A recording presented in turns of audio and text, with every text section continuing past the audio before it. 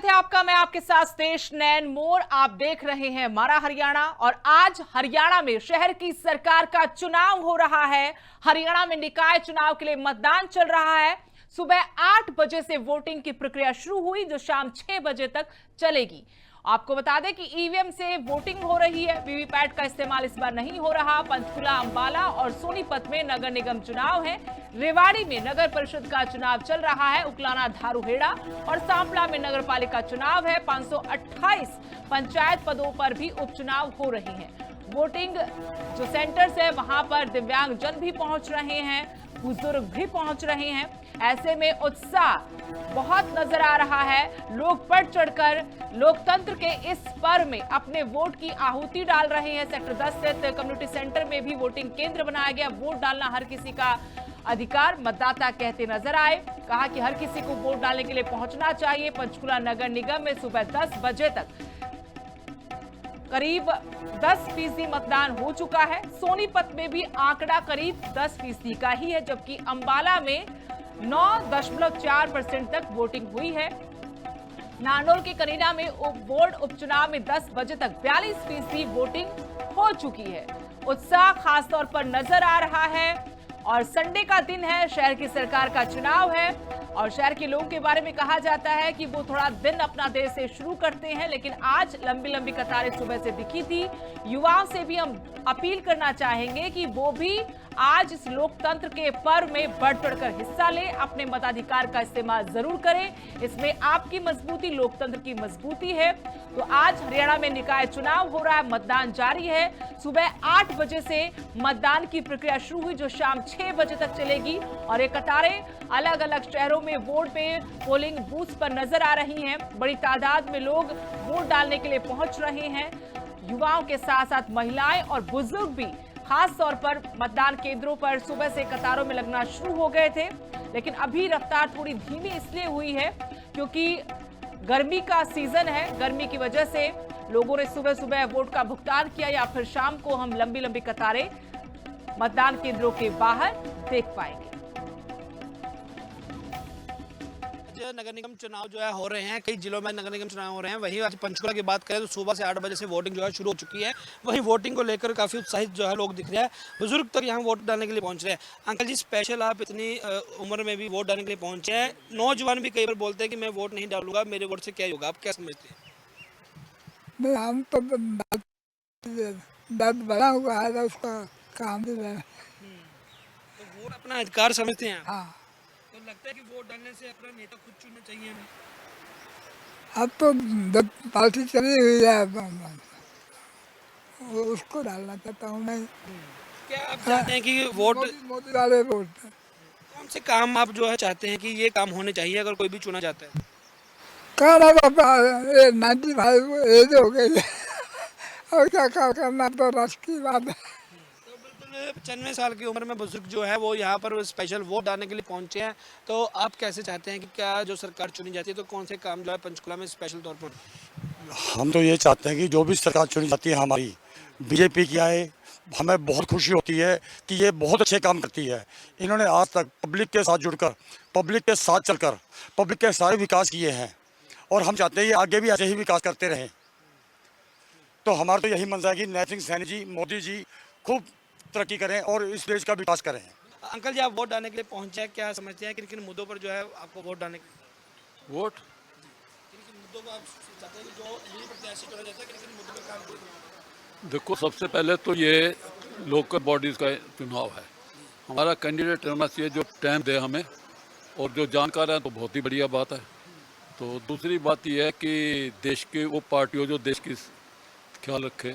हम तो बीजेपी के पूरे ठप्पे हैं, जहाँ बीजेपी कहेगी वहाँ कर देंगे। पढ़े लिखे हैं, ये नहीं कि भाई आंखें अंधे करके कर रहे हैं, लेकिन जो हमने वोट देनी है हमने बीजेपी को देनी है। को लेकर के आप चाहते हैं कि विकास होना चाहिए? आपको लगता है कि ट्रिपल इंजन सरकार अगर बनती है तो विकास होगा? जिसके नेता को यही नहीं पता पार्टी के कि मैं बोल क्या रहा हूँ, मैं किसके हाथ में खेल रहा हूँ, उस पार्टी को वोट दे के तो जहर खा लो, इससे अच्छा तो। 96। हाँ, और स्पेशल गर्मी में वोट डालने के लिए पहुंचे नौजवान जो हैं घर पे बैठे हुए हैं। जरा ऊंची बोलो, ऊंची बोलो। She is about 90। तो आप क्या चाहते हैं कि कौन से बदलाव जो होने चाहिए, जो आप नेता चुनेंगे कौन से काम करें वो? मुझसे क्या कह रहे हैं? अच्छे काम करें और क्या चाहिए। सब लेडीज़ के लिए आराम होना चाहिए, मिलना चाहिए, जो कुछ भी वो चाहती हैं। तो कचरा प्रबंधन को लेकर के कैसे, सफाई को लेकर कैसे पंचकुला में हालात हैं कि लगता है ठीक है या उसको भी काम ठीक है, ठीक है, ठीक है। वो हमारे तो रोज आते हैं। ऐसे ही है ना। तो बिल्कुल 96 के एज के लोग जो है वो यहाँ पहुँच रहे हैं वोट डालने के लिए। उनको उम्मीद है कि अगर वह एक अपना अधिकार का यूज़ करते हैं तो जरूर ऐसा नेता चुनेंगे जो कि विकास का काम कर सके, पंचकुला के विकास का काम कर सके और पंचकुला को और जो सुधारने की जरूरत है वो कम हो सके। कैमरामैन रविंद्र के साथ सहज Juneja, living India news, Panchkula.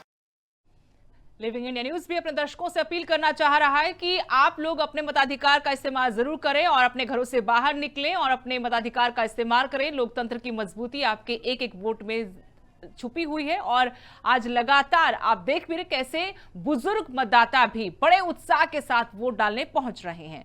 CM Nayab Singh Saini के राजनीतिक सलाहकार ने भी वोट डाला है पंचकुला में। तरुण भंडारी ने सेक्टर 4 में मतदान केंद्र पहुंचकर अपने मताधिकार का इस्तेमाल किया। मतदान के बाद विपक्ष पर भी निशाना साधते हुए वो नजर आए। राज्यसभा चुनाव में वोट चोरी के आरोपों पर जब उनसे सवाल पूछा तो उन्होंने कांग्रेस को जवाब दिया। कहा कांग्रेस विधायकों को ही अपने नेताओं पर भरोसा नहीं है। भाजपा के मेयर बनने और ट्रिपल इंजन सरकार बनने का भी तरुण भंडारी ने दावा किया है। ट्रिपल इंजन सरकार से विकास कार्यों को कहा कि गति मिलेगी और ऐसा होना चाहिए।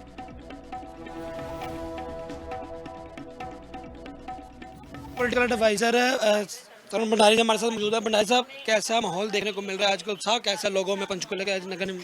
एक तरफा माहौल है। भारतीय जनता पार्टी के पक्ष में हर व्यक्ति आज खड़ा है और मुझे लगता है कि 21 के 21 कमल पंचकुला में बिखरेंगे और सब जगह जहां आज नगर निगम, नगर निकाय, नगर परिषद के चुनाव हो रहे हैं, सब जगह भारतीय जनता पार्टी का कमल खिलेगा। आपने वोट डाल दिया? बिल्कुल बिल्कुल। खुद वोट डालने पहुंचे, किन मुद्दों पर लोगों में ज़्यादा चर्चाएं चल रही हैं कि इन मुद्दों पर जो है काम करवाना, या भाजपा के कोई मुद्दे ऐसे होंगे जिस पर ज़्यादा काम करने की जरूरत है? क्योंकि पहले तो भाजपा के मेयर रहे हैं पर अभी भी कुछ ना कुछ मुद्दे ऐसे छोटे होंगे। ऐसा कि भारतीय जनता पार्टी का शीर्ष नेतृत्व या हमारे मुख्यमंत्री जो भी कहते हैं वो होता है, और दूसरी तरफ कांग्रेस हमेशा भ्रमित करने का काम करती है।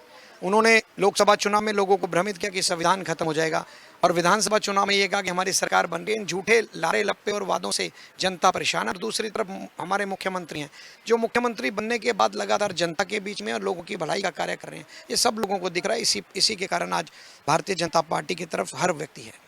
विधानसभा चुनाव और लोकसभा चुनाव में भाजपा का कहीं ना कहीं रहा है समीकरण, पर लगता है कि अभी समीकरण बदले, क्योंकि कांग्रेस दावा कर रही है कि हमारा मेयर जो बनने जा रहा है, सुधा भारद्वाज से बात हुई तो कह रहा है हमारा ही मेयर बनेगा, हमारे विधायक हमारे एमपी हैं। उनकी जहाँ एक भी सीट नहीं आती वहाँ भी सरकार का दावा कर लेते हैं, परंतु उसके बाद जब रिजल्ट आते हैं उस दिन वो वोट चोरी, ईवीएम, ऐसी बातें करते हैं। और आप निश्चित तौर पर मान लेना कि 13 तारीख को भी इसी तरह के इल्जाम लगाते नजर आएंगे। फिर वोट चोरी का इल्जाम लगा दिया पहले से सुरजेवाला। सुनो, सुरजेवाला जी से मेरा एक क्वेश्चन जरूर पूछना कि राज्यसभा के चुनाव में वोट बैलेट से हुआ और विधायकों ने वोट डालना होता है और विपक्ष के नेता को दिखा के डाला। वो 9 वोट जो भारतीय जनता पार्टी के पक्ष में गए या इंडिपेंडेंट के पक्ष में गए, क्या वोट चोरी था? नहीं, क्योंकि इनके नेताओं का इन पे विश्वास नहीं, जनता का इन पे कैसे विश्वास होगा? ये झूठे इल्जाम लगाने बंद करें, पहले उसकी राज्यसभा का जवाब देंगे वोट चोरी कैसे हुई थी। इंजन सरकार बनने जा रही है, 110% ट्रिपल इंजन सरकार बनने जा रही है और जनता विकास के मुद्दे पे आज लगातार वोट डाल रही है। बिल्कुल, ये थे तरुण भंडारी जिन्होंने कहा कि विकास के मुद्दों पर जो है जो वोटिंग होगी और लोग जो है पंचकुला में भाजपा के मेयर बनाएंगे और ट्रिपल इंजन जो है सरकार है वो जरूर बढ़ेगी। कैमरामैन रविंद्र के साथ सहज Juneja, living India news, Panchkula. पूर्व स्पीकर ज्ञानचंद गुप्ता का भी बयान आया है। निकाय चुनाव में बीजेपी की जीत का दावा ज्ञानचंद गुप्ता ने किया है। कहा पीएम मोदी और बीजेपी के पक्ष में मजबूत लहर है। तीनों नगर निगमों में बीजेपी की ही जीत होगी। बीजेपी के महापौर भारी बहुमत से ये चुनाव जीतेंगे। कांग्रेस के वोट चोरी के आरोपों पर पलटवार किया। हार की आशंका होने पर वोट चोरी के आरोप लगाए गए।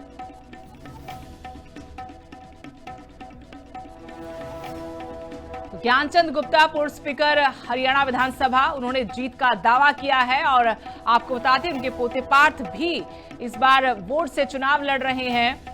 तीनों नगर निगमों में बीजेपी की जीत का दावा किया है। आपको बता दें पंचकुला के साथ साथ अंबाला, सोनीपत में भी चुनाव हो रहा है और आज तीनों ही जगहों पर बहुत उत्साह मतदाताओं में देखने को मिला। सुबह से लंबी लंबी कतारें लग गई और आंकड़े का इंतजार कि कितने फीसदी अभी तक मतदान हुआ है, लेकिन सुबह की बजाय अब थोड़ा मतदान धीमा हुआ है। गर्मी का मौसम है, गर्मी से लोग थोड़ा सा ये सोचकर कि शाम के वक्त वोट डालेंगे, लेकिन हम लिविंग इंडिया न्यूज के सभी दर्शकों से जहां जहां उनके यहाँ पर चुनाव हो रहे हैं उनसे अपील करना चाहते हैं कि आप अपने वोट का इस्तेमाल जरूर करें, लोकतंत्र के इस पर्व में जरूर हिस्सेदारी अपनी सुनिश्चित करें।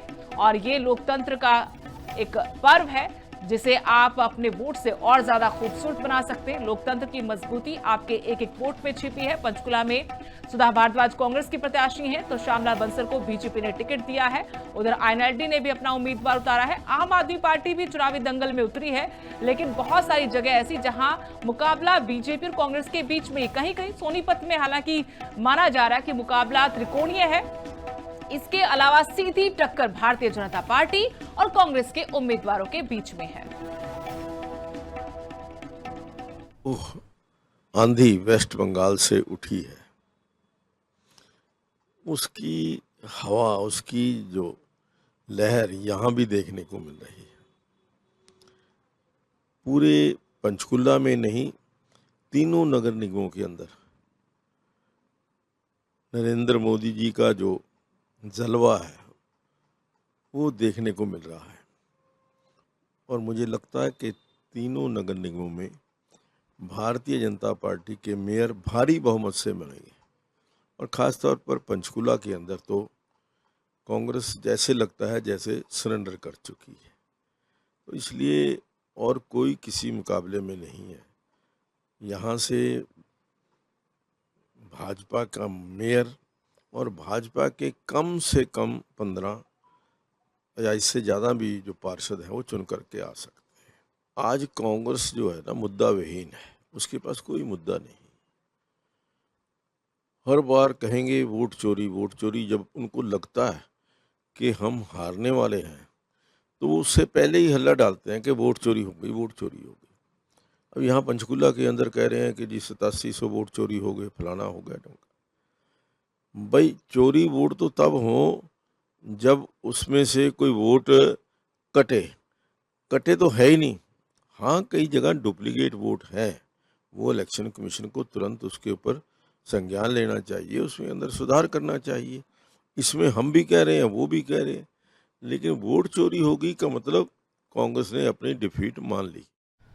तो ज्ञानचंद गुप्ता ने जहां अपनी जीत का दावा किया है कि हम चुनाव जीतेंगे, ट्रिपल इंजन की सरकार बनेगी, वहां इस बात को भी स्वीकार करते हुए नजर आए कि हाँ, बहुत सारी जगहों पर डुप्लीकेट वोट बने हैं। हमने भी ये शिकायत की है, अब चुनाव आयोग को इस पर संज्ञान लेना चाहिए। कांग्रेस की तरफ से आरोप लगाया गया था कि बहुत बड़ी तादाद में 17,086 वोट डुप्लीकेट वोट हैं। चलिए खबरों में आगे बढ़ेंगे। अंबाला चुनाव में पूर्व मंत्री असीम गोयल पूरी तरह से एक्टिव नजर आए। असीम गोयल ने बूथ पर जाकर कार्यकर्ताओं का भी उत्साह बढ़ाया। चाहे चुनाव प्रचार हो या फिर आज मतदान का दिन हो, लगातार वो इस चुनाव को लेकर कड़ी मेहनत कर रहे हैं। मतदान केंद्रों पर मतदाताओं की भी भारी भीड़ जुटी, इसे देखकर भी उन्होंने खुशी जताई। असीम गोयल ने लोगों से ज्यादा मतदान के लिए पहुंचने की अपील की। सरकार चुनना, कहा कि जनता के हाथ में होता है। लोकतंत्र के इस पर्व में बढ़ चढ़कर हिस्सा लेने का लोगों से आह्वान किया।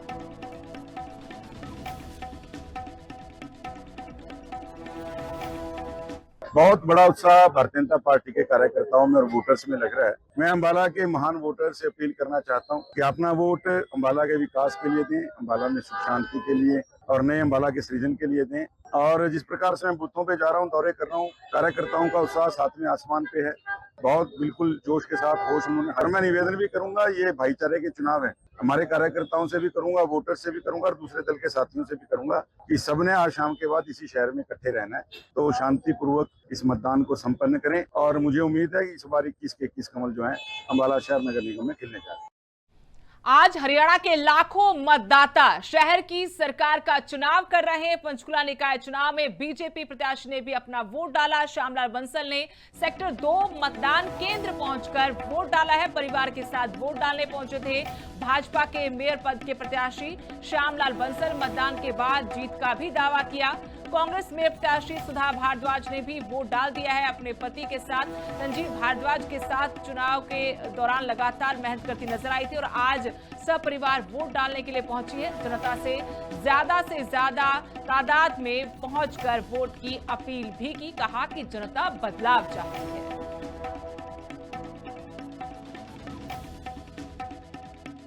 आज जो लोकतंत्र का उत्सव है उसमें लोग बड़े सुबह 7 बजे से लाइनों में लगे वोट डालने का पूरा अपनी तरफ से कोशिश कर रहे हैं कि पूरे पंचकुला के अंदर 92% का जो बंगाल का रिकॉर्ड है उसको तोड़ा जाए। उसके लिए लोगों में उत्साह है और सभी हमारे कार्यकर्ता पंचकुला के हमारे सेक्टरवासी सभी संस्थाएं जागरूक कर रही हैं, वोट डलवा रही हैं, लोग वोट डालने आ रहे हैं। गाँव में जाओ 7 बजे से लाइनें लगी हैं, कॉलोनी में आप जाकर आए होंगे वहाँ भी लाइनें लगी हैं। पंचकुला शहर में पहली बार लाइनें मैं देख रहा हूँ जो 7:30 बजे से लगनी शुरू हुई है। तो ये उत्साही तो है डेवलपमेंट के नाम पे, उत्साही तो है मोदी जी की नीतियों के नाम पे, उत्साही तो है नायब सिंह सैनी जी के चौमुखी जो विकास है हर उसके विधानसभा के अंदर, चाहे अपोजिशन का हो चाहे हमारे अपने बीजेपी के विधायक हो, सबके एरिया में बराबर विकास करने का यही प्रभाव पंचकुला की विकास के लिए लोग विकास के नाम पे वोट डाल रहे हैं बीजेपी की नीतियों के ऊपर। सोनीपत में भी निकाय चुनाव के लिए मतदान हो रहा है। मेयर और 22 वार्ड के पार्षदों की किस्मत का फैसला आज ईवीएम में कैद हो जाएगा। सुबह से मतदान केंद्रों पर मतदाताओं की भारी भीड़ जुटी हुई दिखाई दी। करीब 2,96,000 मतदाता अपने मताधिकार का इस्तेमाल करेंगे। चुनाव के लिए 264 मतदान केंद्र बनाए गए हैं। सुरक्षा के चाक चौबंद बंदोबस्त किए गए हैं। सुविधाओं का खासा ख्याल रखा गया है। भाजपा ने राजीव जैन को चुनाव मैदान में उतारा है। पूर्व कैबिनेट मंत्री कविता जैन के पति हैं। कांग्रेस की ओर से कमल दीवान चुनाव लड़ रहे हैं। हालांकि नाराजगी सामने आई थी लेकिन मान गए और चुनाव लड़ा भी और दमदार तरीके से चुनाव लड़ा गया। कांग्रेस और बीजेपी में जो मुकाबला था, चुनाव का दिन आते आते यानी आज मतदान के दिन आते आते मुकाबला त्रिकोणीय बताया जा रहा है। आम आदमी पार्टी इनेलो निर्दलीय उम्मीदवार भी मैदान में डटे हैं। पुलिस प्रशासन पूरी तरह से अलर्ट मोड पर है। अब सभी की नजर 13 मई को आने वाले नतीजों पर है। सोनीपत में बीजेपी प्रत्याशी राजीव जैन ने वोट डाला। कांग्रेस प्रत्याशी कमल दीवान ने भी मतदान किया और अपनी अपनी जीत का दावा किया है। और मेरी धर्मपत्नी दोनों यहाँ आए हैं। बूथ नंबर 104 में मेरा वोट था, वहाँ जाके जो अपना वोट दे के आया। देखिए, सबसे बड़ा जो मुद्दा है नगर निगम सोनीपत का वो भ्रष्टाचार। जब तक भ्रष्टाचार पर लगाम नहीं लगेगी तब तक सोनीपत में विकास नहीं होगा।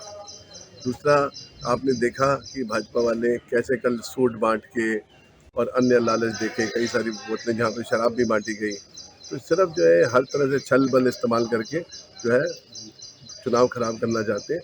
लेकिन मुझे पूरी जो है प्रशासन पे विश्वास है और देखिएगा सोनीपत की जनता इस बार पूरा आशीर्वाद देगी। तो सीवर के काम हो लिए, कितने फ्लाईओवर्स बन गए, कितनी यूनिवर्सिटीज बन गई, सिर्फ बातें और कुछ नहीं है।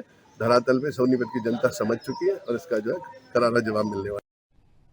सोनीपत के अलावा रेवाड़ी में नगर परिषद चुनाव हो रहा है। कड़ी सुरक्षा के बीच मतदान जारी है। शांतिपूर्ण मतदान चल रहा है। सुबह से मतदान केंद्रों पर लंबी लंबी कतारें मतदाताओं की दिखी। करीब 1100 पुलिसकर्मियों की सुरक्षा के लिए तैनाती की गई है। मतदान प्रक्रिया के लिए 500 कर्मचारियों की ड्यूटी लगाई गई है। रेवाड़ी में 99 मतदान केंद्र बनाए गए हैं। धारूहेड़ा में 27 बूथ पर वोटिंग हो रही है।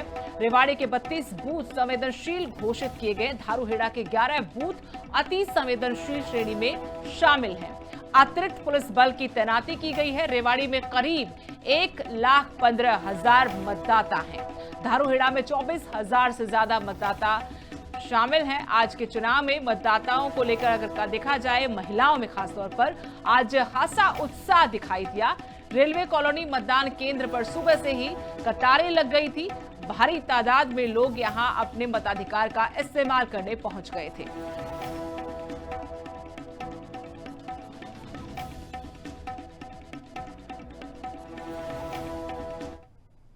और असम में विधायक दल की बैठक संपन्न हुई। हिमंता बिस्वा शर्मा विधायक दल के नेता चुने गए हैं। केंद्रीय पर्यवेक्षक जेपी नड्डा ने इस मौके पर उनको बधाई दी। सह पर्यवेक्षक मुख्यमंत्री हरियाणा नायब सिंह सैनी, उन्होंने भी शुभकामनाएं दी हैं। बैठक में सर्वसम्मति से फैसला लिया गया है कि हिमंता बिस्वा शर्मा ही विधायक दल के नेता होंगे। मुख्यमंत्री का ताज एक बार फिर से उनके सर पर सजेगा और यहाँ जेपी नड्डा को पर्यवेक्षक बनाया गया था। सह पर्यवेक्षक के तौर पर हरियाणा के मुख्यमंत्री नायब सिंह सैनी थे और विधायक दल की बैठक में एक बार फिर से हिमंता बिस्वा शर्मा के नाम पर मुहर लगी है।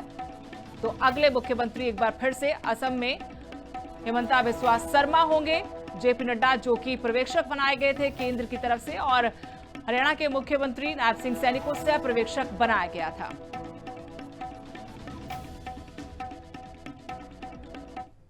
एल्विश से 10 करोड़ की रंगदारी मांगी गई है। लॉरेंस गैंग के नाम से उनको धमकी भरा मैसेज भेजा गया। विदेशी नंबर से बताया गया है कि जान से मारने की धमकी आई है। 2 दिन में पैसे नहीं देने पर गोली मारने की सीधे सीधे धमकी दी है। मामले की शिकायत के बाद पुलिस जांच में जुटी है। गुरुग्राम के सेक्टर 56 थाना में केस दर्ज करवाया गया है। शूटिंग के चलते गुरुग्राम से बाहर एल्विश यादव बताए जा रहे हैं। इससे पहले भी एल्विश के घर पर फायरिंग हो चुकी है। 17 अगस्त की सुबह घर पर 24 राउंड फायरिंग हुई थी और एक बार फिर से उनसे 10 करोड़ रुपए की मांग की गई है और साफ तौर पर कहा गया कि 2 दिन में पैसे दे दिए जाए। अगर पैसे नहीं दिए तो जान से मार दी जाओगे। विदेशी नंबर से बताया गया कि मैसेज आया धमकी भरा, जिसमें 10 करोड़ रुपए की डिमांड रखी गई है। पुलिस में शिकायत दर्ज हो चुकी है। शिकायत के बाद पुलिस ने अपने स्तर पर जांच भी शुरू कर दी है। एल्विश यादव के बारे में जानकारी ये है कि वो अभी गुरुग्राम में नहीं है, किसी शूटिंग के सिलसिले में बाहर है।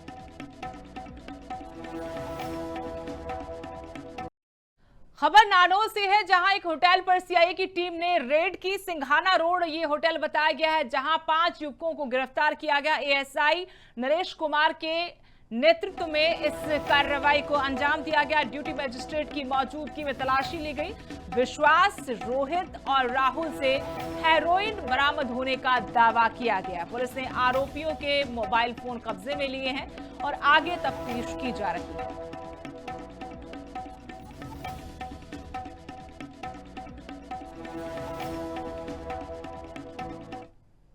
और अभी के लिए इस बुलेटिन में इतना ही। नमस्कार।